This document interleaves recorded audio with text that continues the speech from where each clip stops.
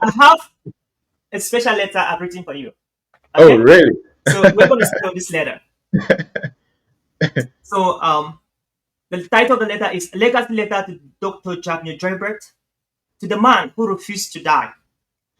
Dear Dr. Jabney Joybert, you stood where death dances, where bullets sang lullabies and shadows held guns. But the breath in your lungs said, not yet. I have got purpose to run. You escaped the grave not by chance, but by calling. A mission each in midnight prayers and morning fire, to turn broken stories into blazing empires. You failed, not once, not twice, not thrice, 4 times, and many other times. Yet, you did not give up from the floor. You rose with frameworks the world now pays you for. You teach not from books alone, but from blood, from bruises, and from the backbone. You build bridges where others see walls. You unlock gold in hidden walls. And you, Dr. Jabner Gerbert, profit and purpose don't compete, they dance. And your dance has crossed 18 nations, over 5 continents, with impact in its time.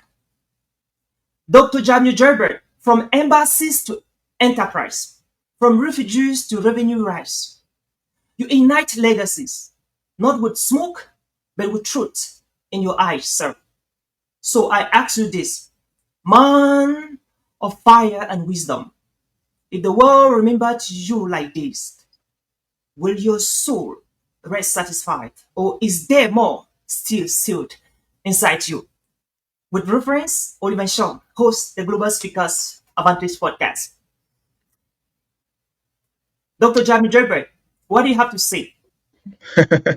That is definitely a well, you know, thought out perspective and letter, and it can only come from somebody who knows me closely, somebody who is kind of in my close circle, and that was very thoughtful of you.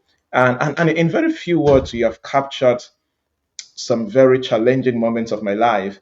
And some people may just hear words, but those words are deeper than what they sound. But that means a lot. Thank you so much for that, thoughtful gesture, and for just communicating me from your perspective, right? Mm, And that means a lot because we are in a hyping generation. We are in a generation where many people want to be impressed mm, and want to impress other people. mm, And it gets rare when somebody can be able to communicate or talk about you, not just from what they saw mm, online, but from what they have seen about you, right? mm, You have come to my house in Kumbu at a time mm, where I was living in a house that was not well built because that was a house I could afford at the time, right? mm, So you know me beyond online, so that's why mm, I'm trying to say that it is something that it is beyond just because see, there are people that celebrate you because of mm, what they see online, right? mm, And many a times people translate online influence or online popularity as if it is the same, you know, lifestyle offline, right? So thank you so much for putting that. And you asked a very important question towards the last part of that letter.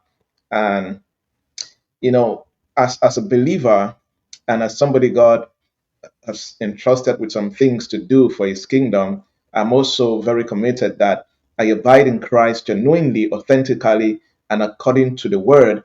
And when it is all said and done, I mm, can proudly say that I ran the race very well, and the Father welcomes me and say, "Well done, my good and faithful servant." So that is the ultimate level of the game that we are playing at. We are playing with eternity in mind. We are playing with the creator in mind. We are not mm, just living our own lives. We are living a blueprint. I always say that every believer in the marketplace needs to understand their prophetic destiny, right? So I am not just living, but I want to be sure that I am aligning with the prophetic destiny that God ordained for me before He created the entire world, right? So Mm. yeah, so that to answer the question towards the last part of your letter, that is what I would say.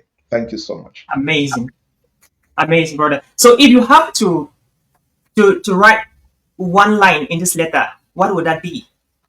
Mm. One line, I think the one line that is missing a bit is just for fun is, many of the times that we spent together and we were, very close enough where we could meet often was when we were both still single, right? Yep. So, so if I was supposed to add a line to that letter, I think it will talk about me as a father and a husband, right? But Mm. so, maybe another time when we Mm. sit again together, we will share our experiences of, getting married. We have Mm. known each other when we were single brothers and hustling and That's building right. careers and purpose. And now we're still doing the same thing we're doing Hmm. as single brothers. But now, Yeah. what is the difference with family at play? What's the difference with a wife and with kids around us? That's a Mm. conversation that we're going to have very, very soon. Yeah. Absolutely. Great. And so let's dive deep to how to turn your purpose into profit. I'm excited about this. And Yeah. the young people around the world that will be watching this, our conversation in this Yeah. podcast, they will definitely be not only blown away, be edified, empowered, equipped on how Mhm. they can begin to convert those monetary talents, giftedness into Yeah. actually the real money value that they deserve. And Absolutely. so, doctor, most people are told to follow their passion, Hmm. but has passion alone ever paid bills? What is the brutal truth people need to, when trying to monetize their passion, people need to Hmm. hear when trying to monetize what they really love doing? Yeah. To answer that question better, let us start from the idea of purpose, Mm. right? Because passion alone in thin air cannot last, you Mm. see. But passion that has the right foundation, and the foundation being purpose, is going to last, because you can say, passion is that fire, passion is that high level motivation, or that structured self discipline that keeps you going in pursuing your purpose or your career or your mission, even when things are not okay. Years Mm. ago I said that passion is what keeps you going when the millions are not yet coming, right? Mm. And if you don't know clearly your purpose, passion will be difficult. So many people use passion and purpose interchangeably, which is not supposed to be so. Mm. So I think we should be talking about purpose monetization, and Mm. then how does passion helps you to keep pursuing that purpose. Because, for example, like you, Oliver, you discovered your purpose in helping people to become better in facing the public, or using public speaking skills Mm. to manifest their careers and their business and so on. But you have been able to keep living this purpose because of passion, because Mm. you don't just like it, but you are passionate about it. And passion has character, passion has attitude, passion has evidence. The Mm. evidence of passion is that when things are not going the way you expected, you are still Mm. doing what you're supposed to do. That is the attitude of passion. So people that give up, they people that give up on a path that they have chosen to walk, one thing that happens is that their passion dies out, Mm. right? So passion is that fire. Passion, in the first part of my life, I grew up in a village known as Kwansot, right, in Mm. Jakri subdivision in the northwest region of Cameroon.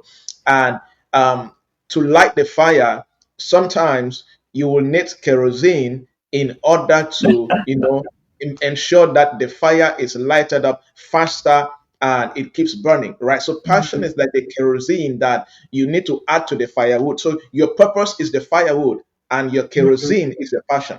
And the Mm. more kerosene you have, the more fire will be burning around that firewood.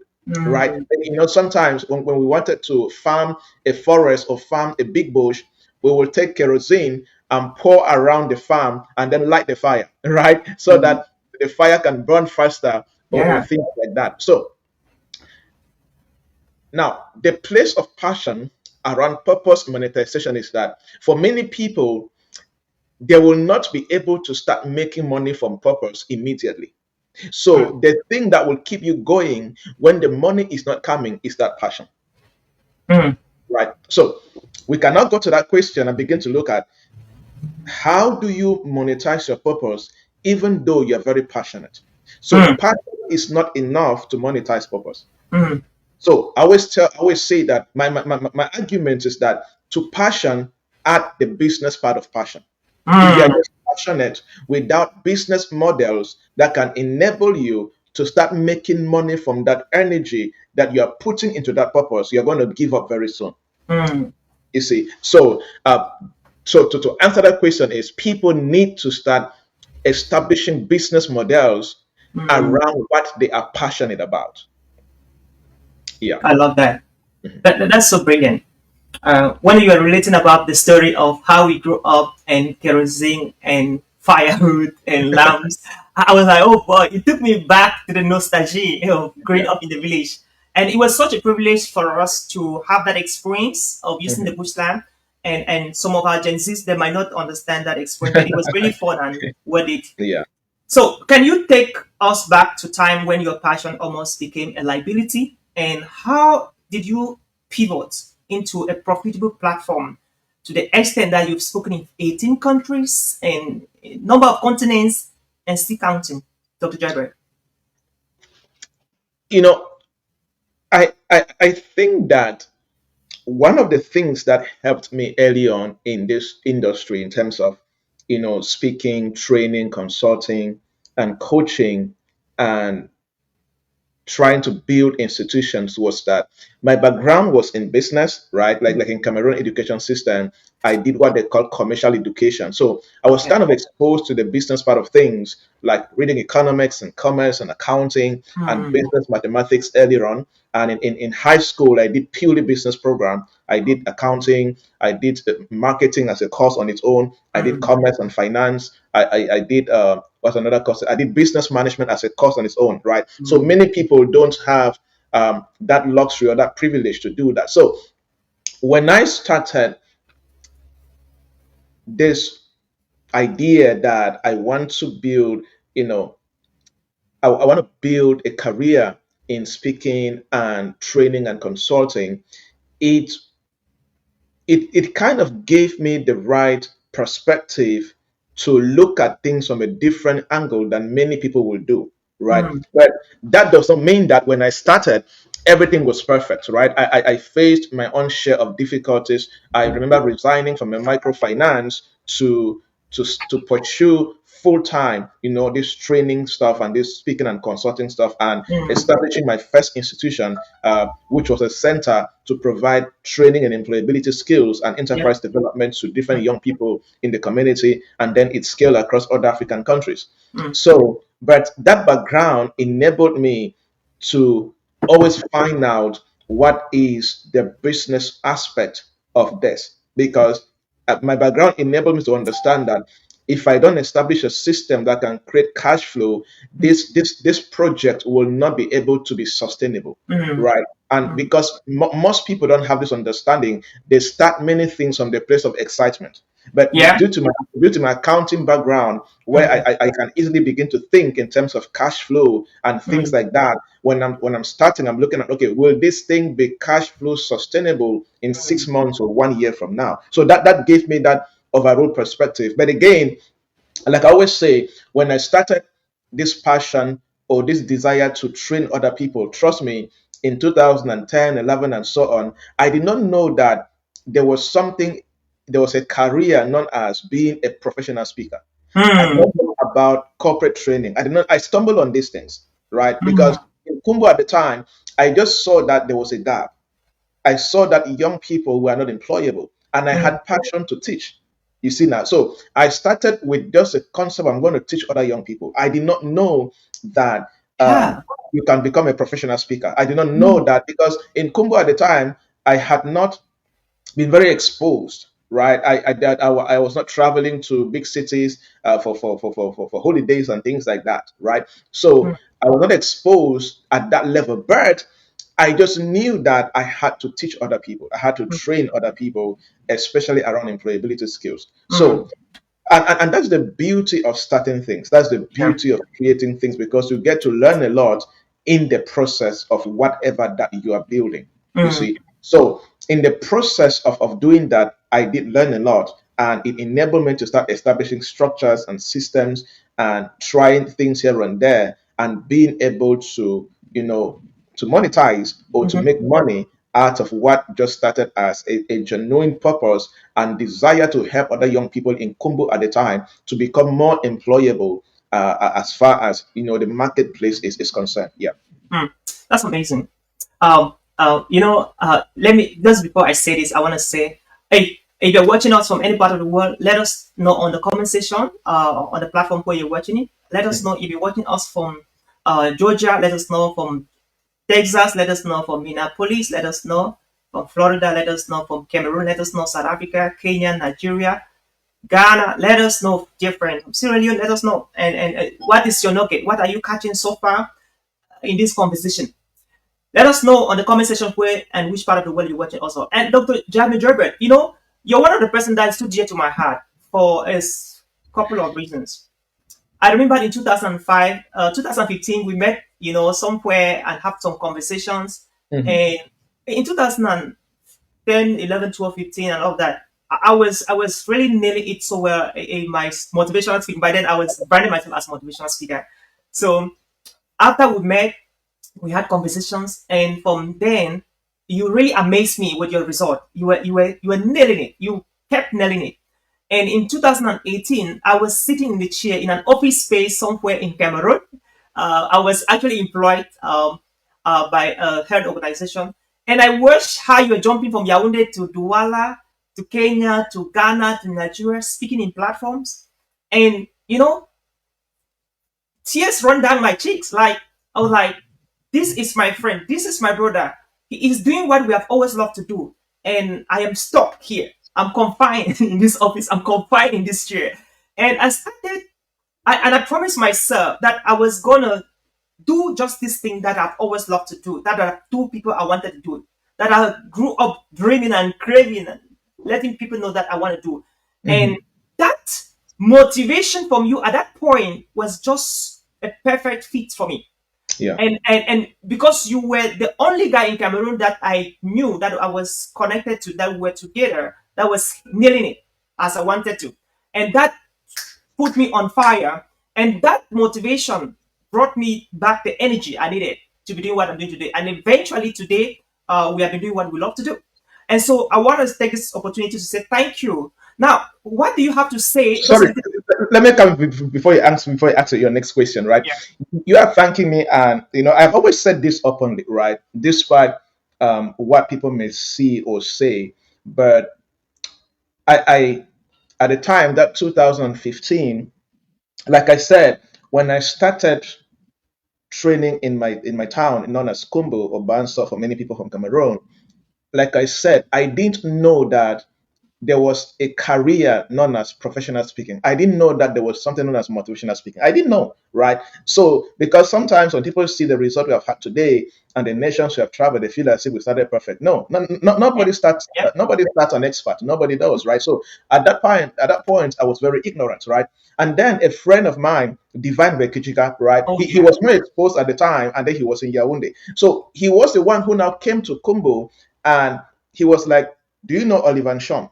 Because he saw me doing something in a small semi-urban town that you are do and and you are the person that he knew that was doing it in bigger cities. Let me say so, right? Mhm. Because you at the time you were already speaking in Yeah. Douala, in Yeah. Yaoundé, the capital city, and so on. But me, I was just in Kumbu. I've never spoken outside of Kumbu at the time. At that Mm, time, they say, right? So it was like him saying, "Oh, you see what it was like divine saying." What you're doing in this small little town, I, mm, I know somebody that is doing in a bigger city at a bigger scale. You need to know him. That's what he said. And then I checked you on Facebook, and then I connected, and I left Kumbo that day purpose to come and see you, right? We met at what? I think it's my three. S-Bend my Mm. three. Is it Yeah, yeah, S-Bend? yeah. Mm. S-Bend my three. And My four my center four, four. yes, Yeah. yes. And the car, I stopped there, met Mm. you, left from there, and went back to Kumbo. I didn't come to do two things in Bamenda. I came to see you. Why? Because you are the person that I said, okay, so it's like there's somebody who's already doing something that I'm trying to do, Mm. and I don't have right that proper perspective yet at the Mm. time, right? So it is also right thanks to you that you gave me that perspective. You are already living it at some level, at your level, and of course in a bigger city or in a bigger scale. And I think at that time, 2015, I had never been to Douala. You see, Mm. the first time I went to Douala, I was flying out of the country.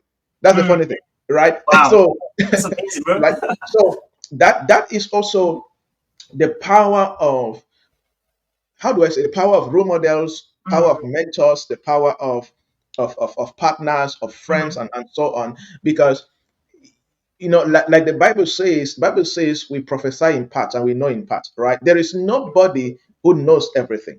Mm. And if you are not humble enough, or if you don't have that intellectual humility Mm.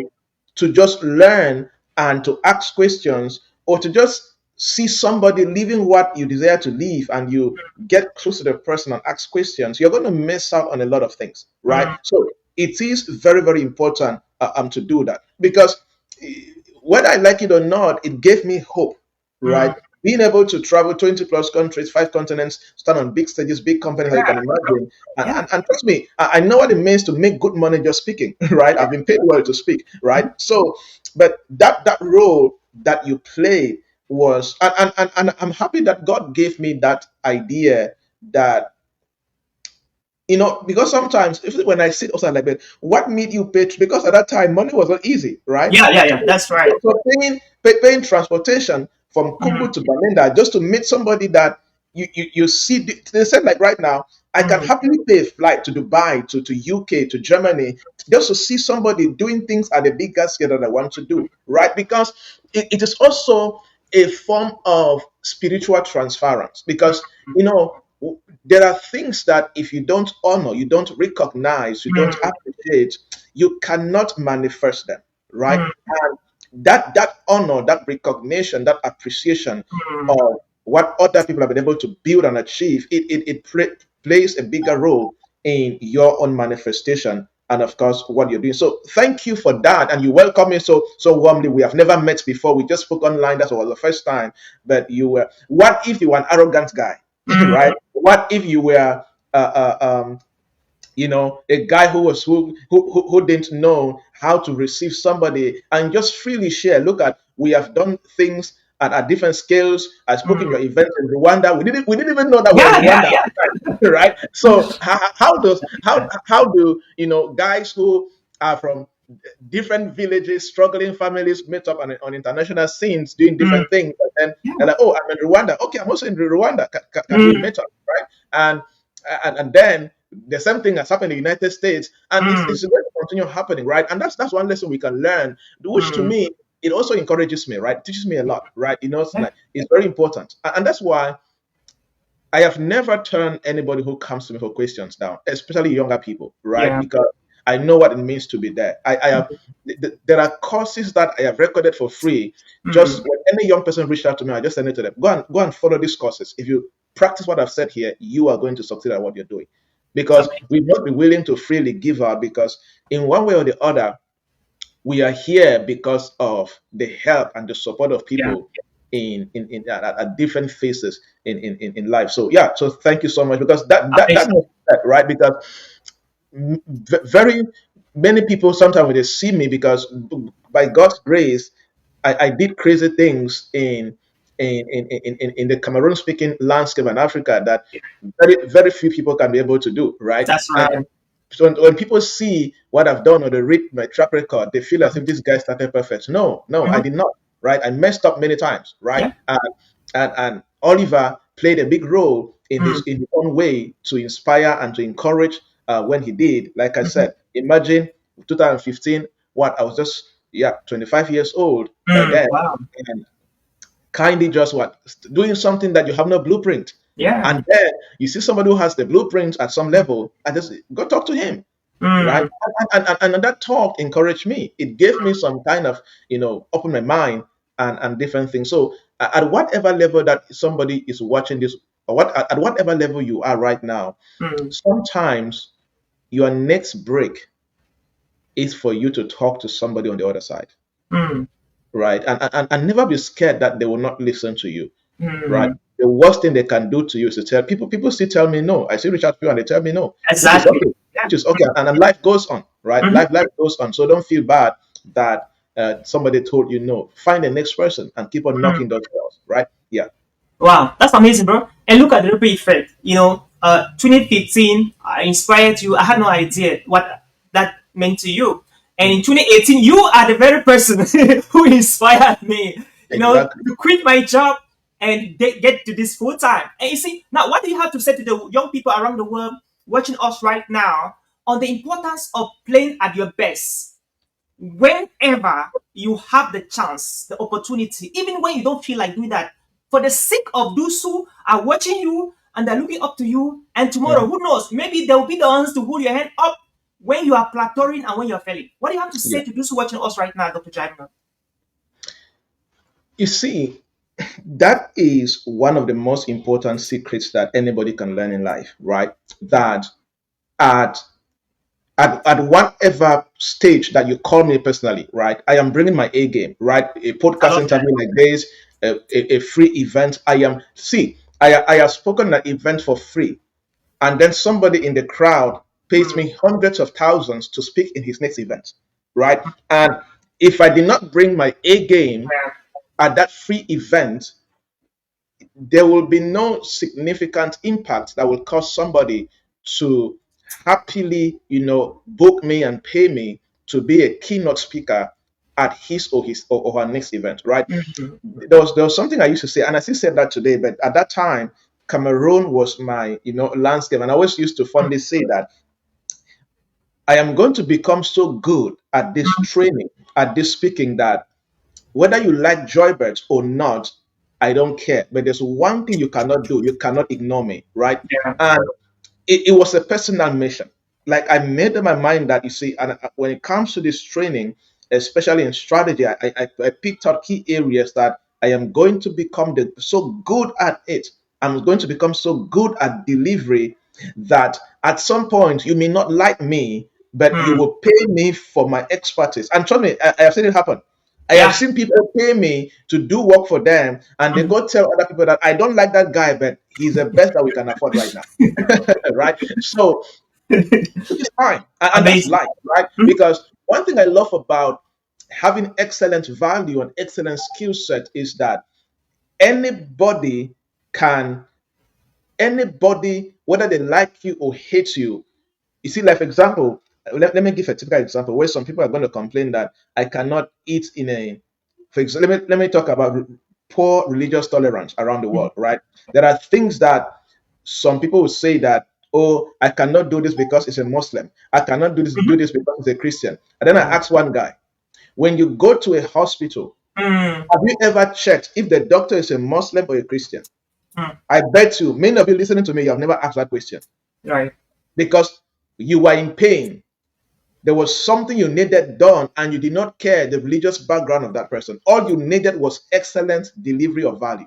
Mm, And that's how we are supposed to be thinking as professionals in our different industries. You see, it's very important. So, at whatever level you find yourself, mm, bring your A game. And this A game is continuous, practice, mm, continuous investment in refining your top skill sets that are critical for your industry dominance in whatever that you're building. mm. Yeah. Wow.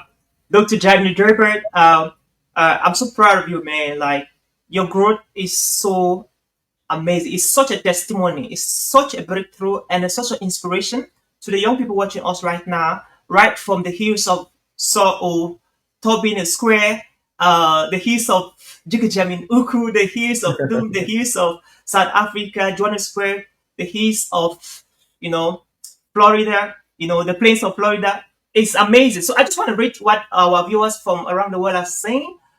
Joining from Douala, Gabriel Gangwa, amazing. Building industries with e- eternity in mind. Thank you, JJ. Mango Place. Great media. This is amazing. Logitech Media. Akisa Bertrand, watching from Bamenda. Great job, Professor Akisa. Fonyo Katran, I'm watching from Yaoundé, Cameroon. Beautiful. Joining from Yaoundé, beautiful. Joel Lobe, watching from Cameroon. Awesome, awesome. We have a lot of viewers watching from Cameroon. We have Mefira, Larissa. Larissa is watching from Yaoundé. Fonyoy Katran, amazing. What is the story? You both inspired each other. Greetings, great speakers by Prosper with Senor Kisa Bertrand. Wow, it's amazing to know that you both inspire each other. We have a lot of people watching on. We have Gideon. This is great. No one can ignore seriously. Thank you so much, dear Gideon, Akisa Bertrand. Whatever level you find yourself, bring your A game. Oh, I love that comment from Akisa Bertrand. Yeah, yeah. I love that comment. So, this actually episode is sponsored by Talks, and just a quick 53 seconds uh, spot from Talks, and we'll be right back. Okay, so enjoy it. You have lived through powerful moments. You have overcome and you have grown. Now it's time to tell your story and get booked for it. At Talks, we are launching a powerful platform called Tell Us Your Story. And it's moment for you to shine. We will work with you one on one and coach you to be able to share your story with the world. And we will take your story, edit it, and list it in our platform, Talks. Let the world hear what you've been through and why it matters now more than ever. Spots are limited. If you're ready to turn your story into your stage, now is the time.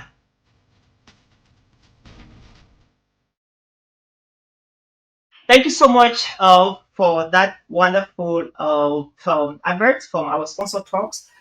Dr. Jamie Joybert, you have helped many young Africans build companies from scratch. Not only in Africa, you help people from Europe and many clients from Canada, United States of America, and other parts of the world, Dr. Joybert. And one thing that really stood out is that you have a mindset of building, of setting new platforms and building space. What is a popular mindset or cultural belief that is actually killing the ability of these young people you work with to profit from their passion, be it in Africa or be it in Europe or in America? What is that mindset of unlimited belief that keeps them away or derail them from profiting from their passion, even from the onset, before you step in, within the time you step in, and after you step in?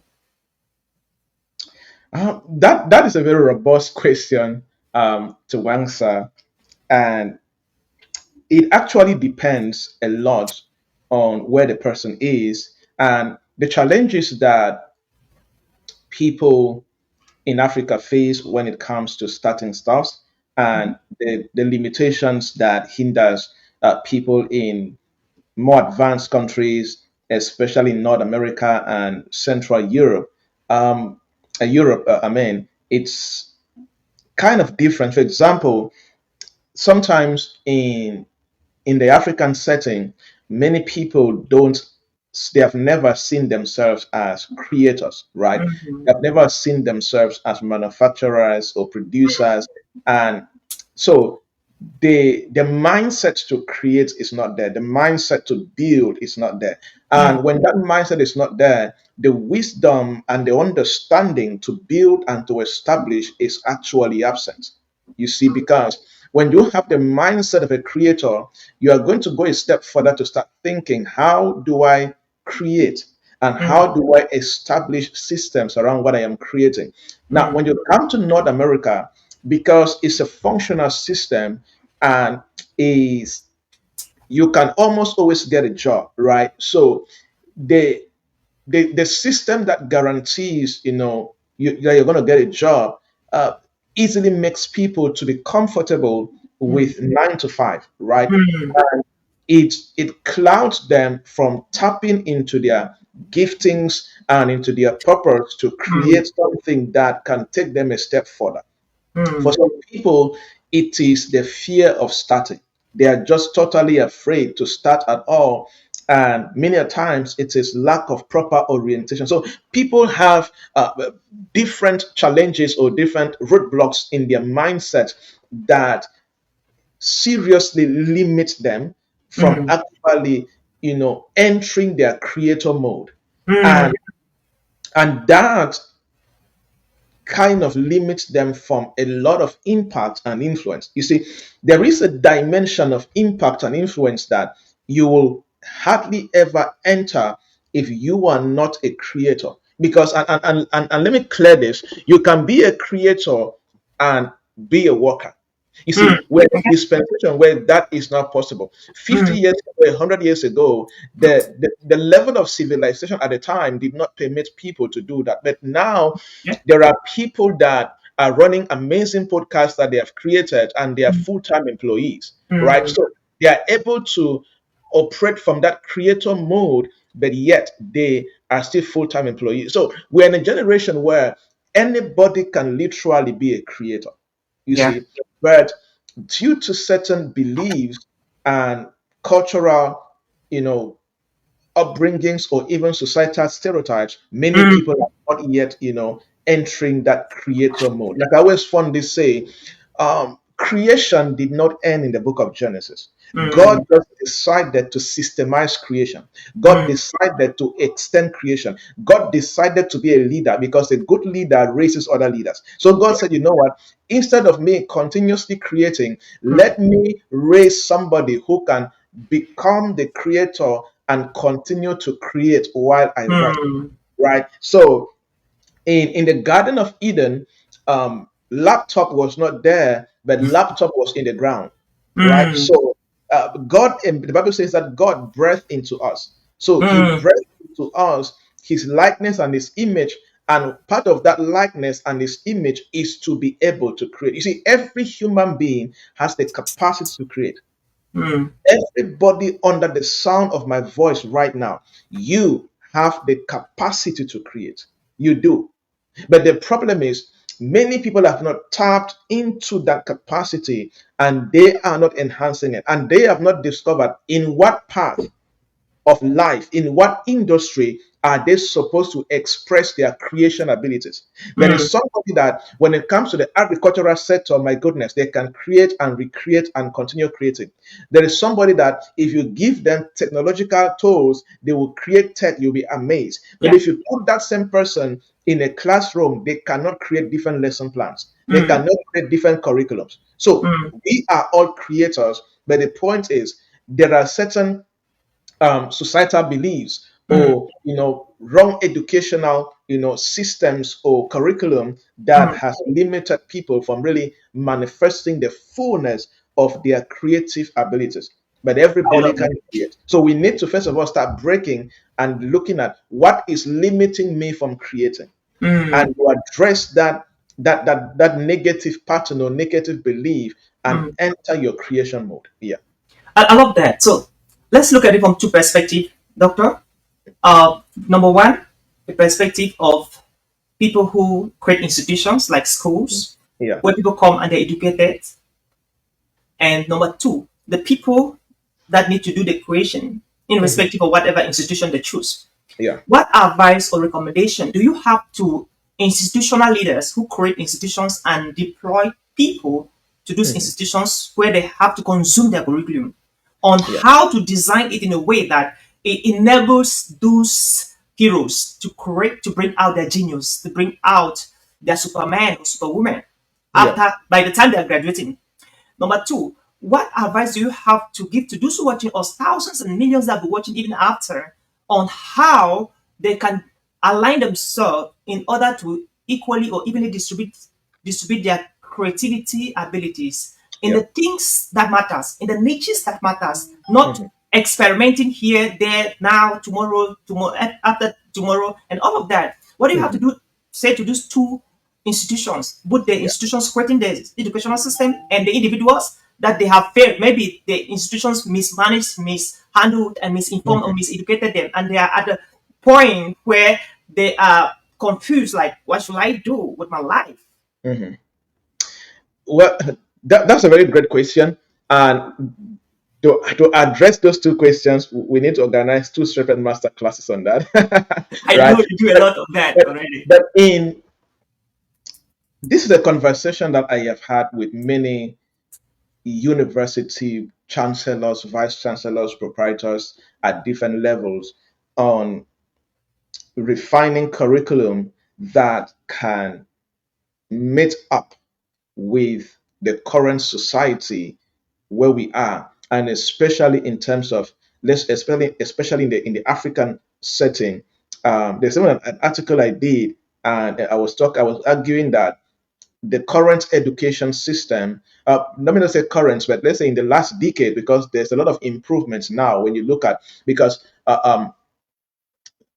in 2015, 16, 17, I used to lecture in a university, right? So I know the management courses, business management course, or the business faculty. So when I looked at the cost structure and what was happening in the marketplace, there were a lot of discrepancies. But now that is changing a lot. When you, it's not like in Cameroon, when you look at the current HND curriculum, it has greatly been improved, although there is much work that should be done. But when I looked at it, I appreciate the drastic change and the new additions that they have added. So what am I trying to say?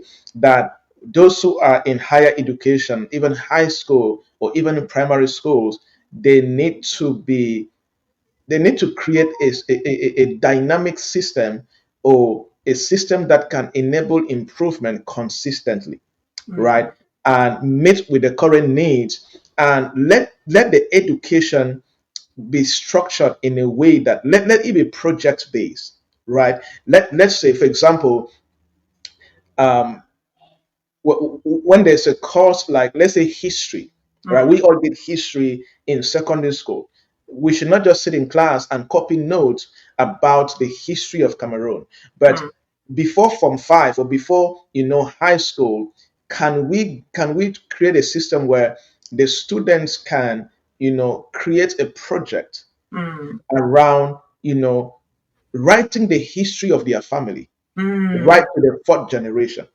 mm. You get the perspective, because Yeah. when you get things hands on like that, Mm, you put them anywhere, or you put a student anywhere, they are going to survive yeah. because they have become skillful in certain things. One thing about history is knowing how to tell the history. I Mm, did history for 5 years, but I was terrible at storytelling. I did mm, literature for 3, 4 years, but I was terrible at storytelling, right? mm, But those are things that, so we have to become hands on. And secondly, we have to create courses based on the needs in the marketplace. Like, I was having a mm, discussion with some university proprietors and founders, and I told them that, look, gentlemen and ladies, if your banking finance faculty does not yet have cryptocurrency as a subject, as a course, you are late. I was mm, challenging them. I was talking to journalism. I told them, if your journalism department does not have a subject that can teach people how to run blogs as independent journalists, how to mm, run YouTube news channels, you are already behind news. Because we are in a generation now where there, for example, me, a true consultant will never trust traditional media for any mm. news. You see, we don't trust CNN because they are programmed, right? Yeah. So if you want real news, people prefer people who are truly seeking objective, analysis. They don't consume mass media. Mm, They consume independent journalists who are objective in their analysis and give clearly what the people need to hear.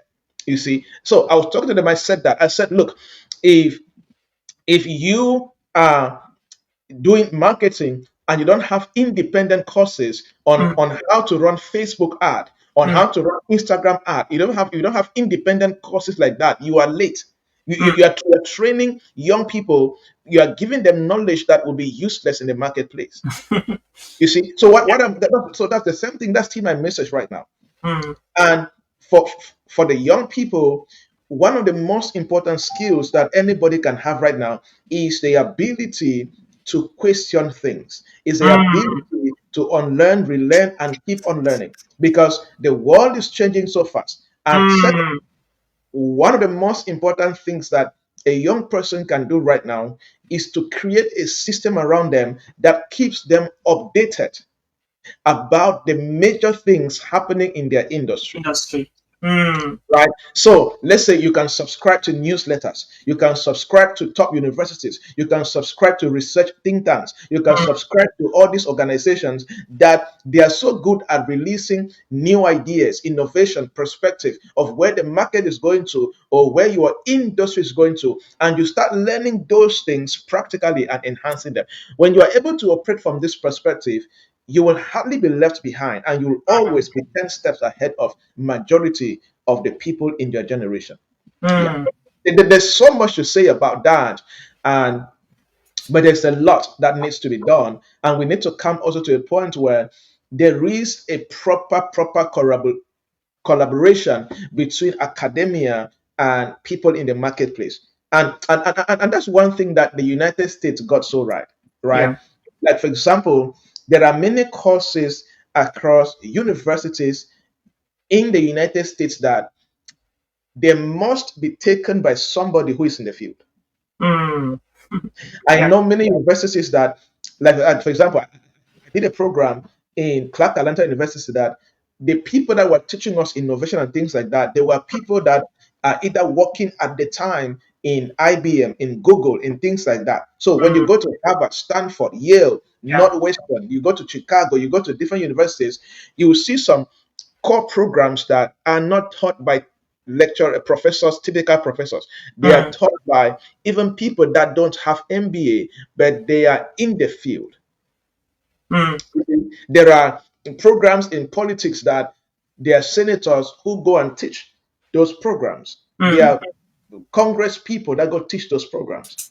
There are That's amazing. current administration directors that go teach those programs. Why? Mm. Because they want to ensure that there's a strong relationship between academia and of course what is happening in the market real time, right? So Mm. we need to be able to start merging those together. So our universities in Africa, they must be comfortable at finding a structure, a system that can enable that collaboration between academia and of Mm. course what is happening in the marketplace. Yeah. Thank you so much, man. That was so insightful and that was deep. And I really want to take this opportunity to appreciate some universities in Africa. I know a couple of them in Cameroon, like the Baptist Higher Institute of Professional Studies Mhm. and the Yaoundé International Business School, Yeah. and many others who are disrupting the game. Like recently, I had a call from the Baptist Higher Institute of Professional Studies to Mhm. lecture public speaking last year, I think somewhere early this year. And Mhm. that was after advocating for so many years the importance of having public speaking as a curriculum, like you're saying, Absolutely. in the classroom. Absolutely. Yeah. Dr. Hilga and her team, they reached out to me like, hey, we'd love you to come and lecture on the graduate students on public speaking. And it was a Yeah. game changer. I also attended my course. Like, it was Yeah. this Oh game yes. changer and Oh amazing. And Yaoundé International Business School is doing pretty good. They invite experts every year to yeah. come in Oh and yeah. Mhm. doctor and build some brain cells in the minds of their new students, like old Mhm. students. And that's amazing. That's game changing, bro. Yeah. So what Yeah. do you have to say to those universities who are still behind and they still want to be disruptive, but they're not doing what disruptors are doing? You see, one thing I also think that is lacking with most of those universities is that they want to do it, but they don't have the capacity to do it. Right? Mm. And that's why there are some universities I know that they have created positions known as chief innovation officers, Mm. or they have created a vice chancellor position and Mm. given to somebody who can relate with the marketplace and create programs within the university that can bridge that particular gap, right? So most of the universities, they need to hire experts, Yeah. right? Who can create a system, create a structure. Create. I've done that for a few higher institutions. Some of them have not implemented because some of them too they don't want to invest money in doing that. But here's the fact: I was talking to a university founder and I said, look, there are things if you don't start doing now, you can have the best buildings, but I guarantee you in 5 years, students will not come to a university Mm. because you will not have the things that will enable those students to even desire to come, mm, right? So most of these institutions, they may need to start hiring experts, and their job will be to create programs that can enable that high level transition and collaboration with the marketplace. mm. I Because love that. because if you desire without competence to execute your desire, it's not going to help you in any way. The desire will just end up as frustration, right? Mm, So there needs to be that strong relationship between that desire that they have as leaders of those universities, and let them also check, do we have the internal competence to do that? If they don't have the internal competence, they can either hire it, or they can pay consultants like me to design for them, train mm. somebody internally to run it for them. I've done that already, right? So Great. it is something that it's not a, see what we're talking about, Oliver, is not a nice to have. It's a must have for any Absolutely. higher institution. It's a must have because where the world is going to, it is inevitable. Mhm. So it's either they have it or they don't have it and then regret later. Yeah. And that's it. And so, Dr. Joybert, we are living in a content era right now as we Yeah. talk, where an average human being is good at least in something, and they create content about that thing Yeah. they are good at. Mhm. So, what's the difference between passion in content and positioning in content? Let me just start by saying that the people that will win are people who have mastered how to merge the two. Your ability to integrate passion and positioning will Mm, set you apart because passion enables you to bring some creativity and not to copy and paste, right? mm, And when you bring in creativity that is fueled by your passion, you mm, can stand out. However, if you are just passionate and you don't have positioning skills, or you don't understand the the business part of positioning, you can be passionate and you have no voice. You mm, can be passionate and you're broke. You can mm, be passionate with no brand. So positioning enables that to your passion, there is a brand. mm, And to your brand, you have a business model to mm, make money from that particular brand. Right. So, same as you can see people that have mastered the game of positioning, but they have not found their passion.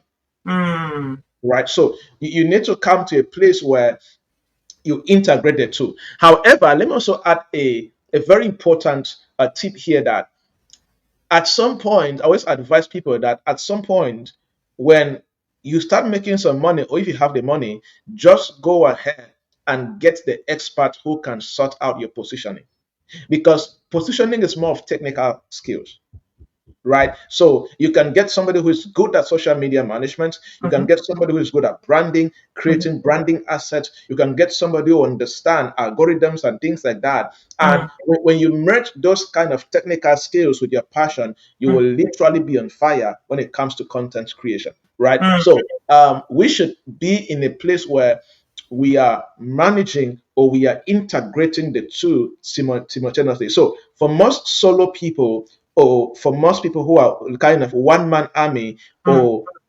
or one man business, they mm, need to make sure that they learn the two, right? How do you ensure that your mm, passion is having the right positioning around that passion, mm, as what, so that you're not just passionate and on fire for nothing, but there's a system that can even enable you to make some money from your passion and be able to do the two. And you don't become you don't position yourself overnight. mm. Is is is a continuous journey. Till today, 15 years after, I am still positioning. Yeah. Everybody's still positioning, right? Mhm. Social media is changing every day. Yeah. Algorithms are changing every day, right? Mhm. So we need to keep on learning. But I always tell people that if you have the money, or you start Mm. making the money, get some expert who understand some key things around positioning and begin to pay them, and you're going to scale a lot and produce great results from that purpose that you're passionate about. Yeah. Great job. You know, Dr. Jerry Break, I had this thought a few days ago, and I was like, one of the craziest and disruptive niche for authors now is writing any book about social media, growth. algorithm system scaling up because it keeps changing every second, Yeah. every hour, every day with AI and all of that. So the question I have for you, Doug, is this: if you had to delete all your social media accounts right now as we talk Mhm. and start it over from zero, Mhm. what are you gonna do to convert your passion to profit within 30 days? Well, within 30 days, that within 30 days you can lay the foundation, right? Except for somebody who has a very, very big name, right? Like artists, football stars and all of that. But in the education sector or in a very professional setting, 30 Mm-hmm, days is good enough for you to lay the foundation. Sometimes monetizing may be tricky, mm-hmm, but it is still possible, right? mm-hmm, However, if I'm starting from scratch today, what I will do is that I will first of all ensure that I have a good profile, right?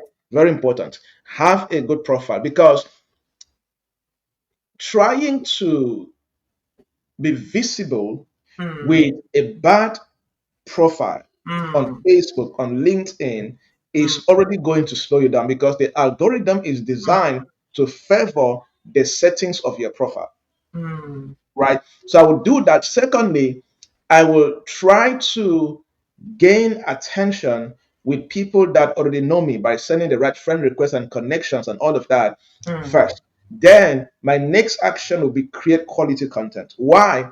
Because content in this generation is what enables you to go through a four-step process. Because for somebody to pay you, they need to know you, like you, trust you, then they pay you, right? mm-hmm, So quality content or creating proper content around your area of expertise or mm-hmm, what you're positioning around will enable people to start knowing you, to start liking you, and to start trusting you. Then they mm-hmm, can pay you. Then, so establishing a content plan or calendar that will enable me to know exactly what I'm going to share for the next 30 days is very important because there's no human being that just wakes up and likes to pay you money when they cannot trust you that you can deliver, right? And creating quality content and sharing it consistently begins to position you in the minds of people, begin to drive that perception that, hey, this lady or this guy, the way they talk, the way they present what they're talking about, they sound like somebody I can trust to solve my problem and I can happily pay to get things done. So I think that if anybody can do these four things the right way and consistently, they are going to be able to start recording proper results, in their life. This is even something I did, right? I was off social media for 1 year exactly, Oh right? wow, that's what So, was mind blowing, man. so when I came back, trust me, the algorithms were not in my favor, right? Mm. And many people forgot about me, right? So Oh and my because gosh. and that is Mm-hmm, that's one thing with social media, right? mm-hmm. When you are not showing up consistently, people forget about you Yeah, and that's right. they follow other creators, right? So when I came back, I just had to make sure that my profiles were good and I just had a clear content agenda. Mm-hmm, Just consistently show up. And as I kept on showing up, the attention started coming back. And mm-hmm, of course, the inquiries and the clients and all of that started mm-hmm, coming back. Right. So it is one thing that if you're going to make money from mm-hmm. social media, one thing that you cannot you cannot play around with is your ability to create content that makes sense, especially not just empty content but content that communicates what you're trying to build or the expertise you're trying to market. I love that. Yeah. So, being somebody that's very personal and relate with you, I have with confidence that the absence of 1 year on social media retreat was worth the impact it plays on your social media platforms. And I know Yeah. maybe I may be wrong. Maybe what do you have to say about that? Because I have many of them watching right now. So was the absence of 1 year retreat, was your 1 year retreat of social media platforms worth, the negative impact that almost happened on your social media platforms? Definitely. I would do it over and over again, I right? love Over and that. over again. Because when you do that, it gives you time to create what people can consume, right? I love So that. it was definitely worth it. And that is something I always keep doing a lot more often. taking time away from Yeah. the noise and all of that in order to create, refine, correct, and much more. Yeah. I love that. Dr. Mhm. Joybread, you're one of the most smartest and the most intelligent young African. Cameroon is so honored to have you. You're such a blessing to the young people as they're watching right now and those who will be watching after. Being one of the smartest communicator that Africa got, and right now in the United States of America, what do you have to say to the 19 years old young girl from Bamenda watching you right now, or the 21-year-old young boy from the hills of Chicago watching you right now, who is going through trauma, depression, anxiety, battling with lots of pains, trying to build a business, trying to build a career, trying to set up his or her life, on the importance of staying focused, being resilient, and looking up to the goal and not paying attention to distractions and subtractions, please. You know, for you to focus, for you to be resilient, for you to combat distractions, there is some you must have found something that is more profound and more powerful than distractions, than your ability not to focus, right? So Mm, for any young person, one of the best things you can find, I always say that before you clock 25, and that's one thing that to me I stumbled on it, right? I did not know that's what I was doing. But one of the best things that happened to me was that I found what I was supposed to do kind of very early on. I mm, just knew that God gave me a teaching gift. God gave me a yeah, teaching grace and anointing that we're called in the church space.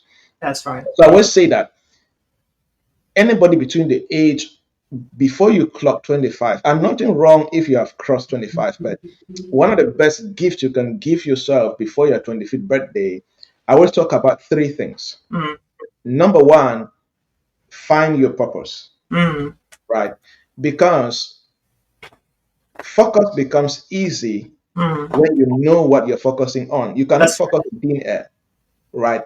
Resilience becomes easy when you know what you're pursuing in life. You know right. your life mission, right? Mm, mm, Stopping distractions become easy when you know where you are going to redirect the attention to, right? mm, So discover your purpose, and sometimes it is not that easy for many people, right? mm, Now, the second thing is mm, clearly identify the industry that you are going to become a key player in on earth. You understand? It's mm. very important. Many people have not found that. Many people just look for jobs aimlessly, or Yeah. they just start businesses. But I think that one of the most important things that a young person can decide is saying, as an individual, as a person, Mm, anything I'm going to build mm, will be in this industry, mm, right? For some people, it could be technology. Some people, it could be agriculture. Some mm. people, it could be Communication, you know. communication. It could be education, Mm, healthcare, or whatever. Pick it, right? Because that way, it enables you to focus and to be resilient around something. And then number three, very important, is do a lot of projects. Start a lot of things and fail, because there, there, there are many things in the journey of life that you will not be able to develop by reading books, mm, right? You cannot develop courage by reading a book. mm, Develop courage by failing through projects, mm. right? There is a certain dimension of resilience that you cannot read a book on resilience and become a resilient person. No, Yeah. you need to go through some tough seasons in your life. Mm, Then you are going to know if you're a resilient person, right? So, and there are some things in this destiny that if you are not building things, you cannot learn, mm, right? So, purpose, find your industry, mm, and happily start many projects. mm. I Happily love start. that. You can even decide, I know what, I'm going to organize a birthday party for my friend. That's a Mm, project. Yeah. Treat it like that. Go through that thinking. Go through that research. Go through that review. Go through just lead things. Go to Mm, church and take something and say, you know what? The church is planning to do this. Take part of that project and execute it on your own. I mm, am telling you, anybody. I have sat on many recruitment things. I have recruited somebody who I was trying to investigate. Have you ever led something? And she told me that she planned her sister's wedding. mm, I, I recruited her for that particular thing. mm, There were other people with master's degree and they have never started anything or run any project in their life, not even a family project. You see, so put yourself in a place where you are starting and running projects. It's going to change you forever. It's mm. going to I love change you. that. All right. Thank you. That was powerful, powerful nuggets there. You're a man of faith, Dr. W. Jerry, and we cannot end this podcast without you letting know you have an international ministry and it's expanding almost at the speed of light. And the Lord is using you to heal people from cancer, heal people from dreaded diseases, almost incurable diseases. You're able to pray and people get their recovery and healings and deliverance. What is the role of faith in us fulfilling our purpose and monetizing it? You see, man is in three phases, right? There is the spirit, the soul, and the body, right? So, so every man is spiritual, right? There is a strong role that spirituality has in fulfilling destiny at the highest level. There is a level of destiny fulfillment that you can never experience if you don't understand the role of spirituality. That is why there is a lot of occultism. That's why there is a lot of sects. That's why there is a lot of witchcraft. That's why there's a lot of these things here and there. Because whether it's demonic spirituality or the kingdom of God spirituality, at a level, there are things you cannot break through if you don't understand how to play, how to be skillful in spiritual things, right? And faith in God, and I always boldly say this, you see, my true manifestation of purpose started making sense in, I think, around April 2013 or 12, when I found Christ for myself, not just the Jesus I knew because I was born and raised in a Christian family and around the church, right? There is no way I can talk about the works I have done in the marketplace across different continents and nations and hundreds of cities without clearly communicating or showing you that, you see, on this day, in this month, I saw the miracle of God at work in my career like this. Mm, I can tell you things that I prayed for mm, and God answered in this way, right? mm, And unfortunately, many people are very ignorant about the role of spirituality mm, in who they're going to become, right? mm, And many people, until they come to that realization and make a decision and really transition from religiosity, from just mm, being churchy, into genuine, authentic, you know, Christ rooted spirituality. mm, Other people have chosen their own path, right? That's people choose witchcraft, occultism, and things like mm, that. That's their own path that they choose. But what I'm trying to say is that in the marketplace, there is that battle of territories. mm, And many people are not just coming with their brains. Many people are not just coming with their strategies. mm, Many people are backed by altars and native doctors and chief priests from different, settings of this, of whatever, however you want to call it, right? mm, So I cannot talk about my journey in the marketplace or my journey in across the industry and across different nations without clearly, openly, without any shadow of shame and regret, acknowledging the role of Jesus Christ, the leadership of the Holy Spirit in where I am and of course where I am going to.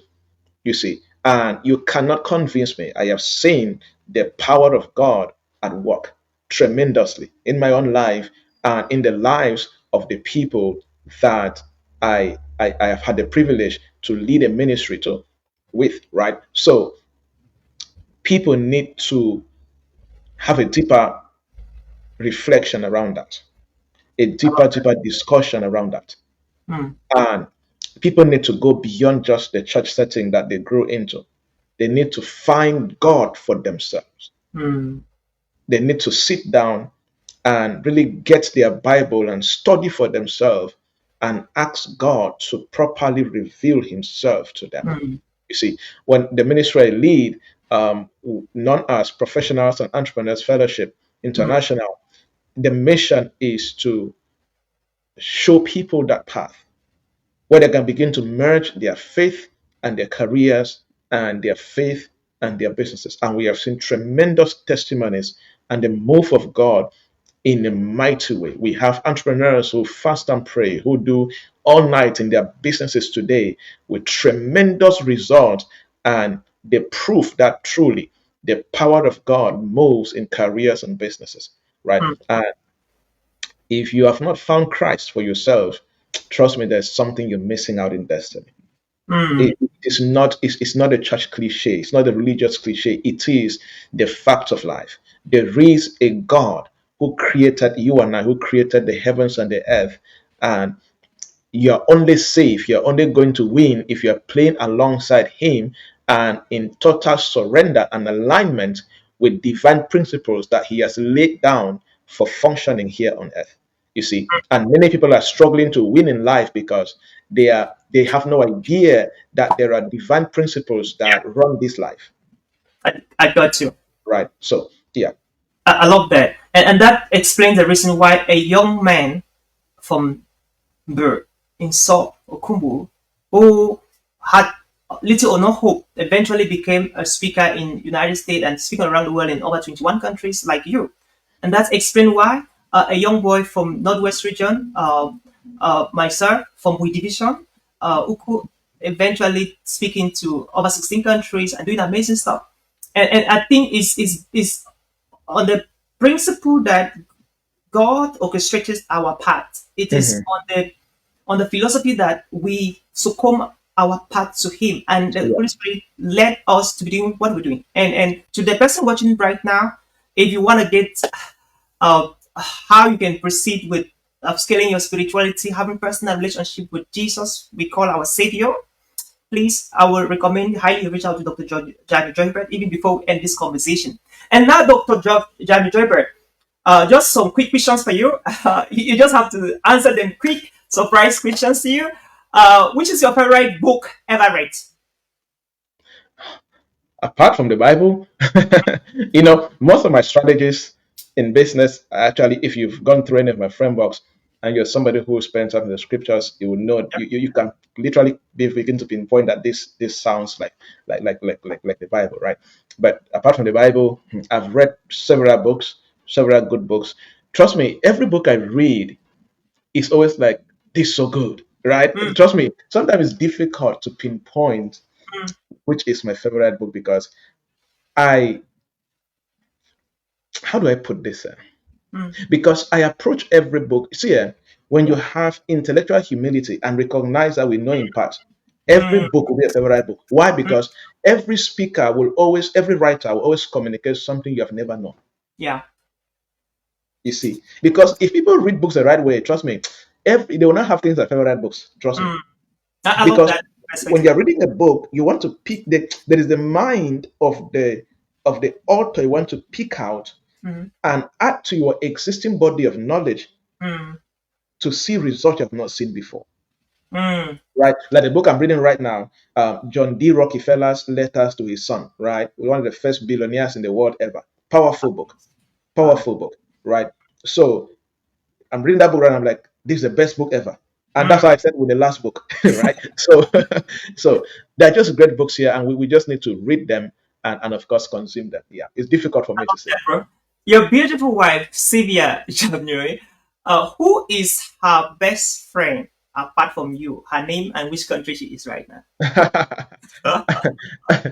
Well, her best friend is Noella. Her best friends, she's in the United States. They were actually, um, I, I think they were high school. They were in high school together. They were in university together. They have been best friends before I met her. I think they have been best friends, and they're Wow. still best friends. So I think last what 15 years so Mhm. far they have been best friends since I knew her. I think so. So Amazing. So, best advice your mom ever gave you? God and school. My Wow. mom had always emphasized that, you see, one of the best gifts my mom gave me was to make sure that I was rooted in God. Mm, Although I was stubborn at first, but she never gave up, right? So she kept on insisting that without God I can do nothing, right? And she also emphasized that, you see, in my family as a whole, for both of my uncles and aunties, my mom, I'm the first person that had a master's degree. mm, Right. wow. So it's and that was a result of my mom. Mm, Because many people don't know that at the beginning I didn't like school. That means I hated school so much that I was always the worst performing student, both in primary school and secondary school. mm, That's how much I hated school. So it affected my performance in school. I was always the worst, like we say in class, the last student. Throughout primary school, I was always the last student. mm, I didn't like reading. I didn't like book, right? So, but she never gave up. She always emphasized God and education. God and education. Yeah. mm. I love that. Our stories are almost similar, bro. So, and what was the worst mistake you ever do on the stage? Where was the event you messed up? Like, I read your post on Facebook and to the other day, like, you were dreaming out of the stage. When was your worst mistake ever as a speaker on the stage? I'm happy that that event happened when I was still in Kumbu and I was still in my small scale village. So it happened in Kumbu, and I did not, at that time, I did not master how to merge having, you know, let's say a book I'm going to use as my guideline or outline, and then having some key points that I'm going to depend on using offhand or off heart, right? So, Mm. um, I, I think the mistake was that I did not train. I did not. It's not. I don't think I can say it's a mistake. It's just that I was still being trained. Oh, I guess you. Yeah. And lastly, that's so exciting to know. What are some key tools that you cannot travel for a speaking gig without having on your toolbox? Sorry. The tools you cannot travel for any speaking gigs without having on your toolbox.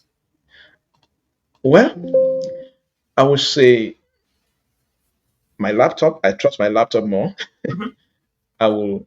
I always have a flash drive. Mm, Every presentation I have, you'll mm, find it on my laptop, my flash drive, and in my Google Drive. mm. I always have the pointer. I have my own pointer that I have it all the times with me because I Yeah. use it. Yeah, so because I always have spare battery for my pointers in my Mm. bag. Oh, I love that. Yeah. Yeah. Great job. Wow. Wow. What's an interview? So thank you so much, Dr. Jamir. We had a lot of comments pouring from Facebook. John Noel is like, this is so powerful. Look, as duty asanga is like failure is a tool to help build some capacity in you. Do not do a lot of projects. Amazing. So we have Dixon is saying that Dixon said, so much wisdom. Thank you so much, sirs. Then Prosper has summarized almost all the things that we have said. He said purpose, discovery, choice of your industry, like communication, education, technology, whatever. Oh, amazing, amazing. Thank you. Joel Lobe is like in the marketplace, there is a battle of territories. And of course, Pastor Luke Asanga says, every beginning starts with God. I love that. And so many other comments that we may not have all the latitude of time to read everything. Thank you so much, Dr. Jamil Jerbet, a dear friend and a brother.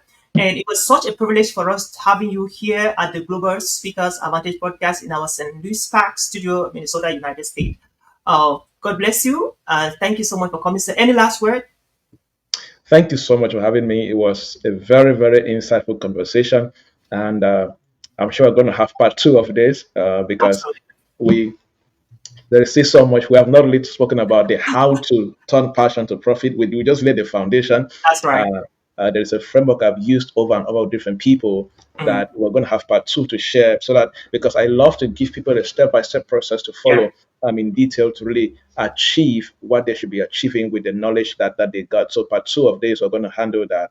Hmm. And there are many important things that we shared from our experiences in this particular episode that people should just relate with it, pick the lessons they can pick, add what they have, and keep on executing. And I believe that when you put God first and do your part, trust me, there's nothing that can stop you. Yeah. I love that. We just put together the notes and the bows and the notes for this. And of course, I know you have the notes and the crannies of the in and out of setting up from passion to purpose and monetizing it.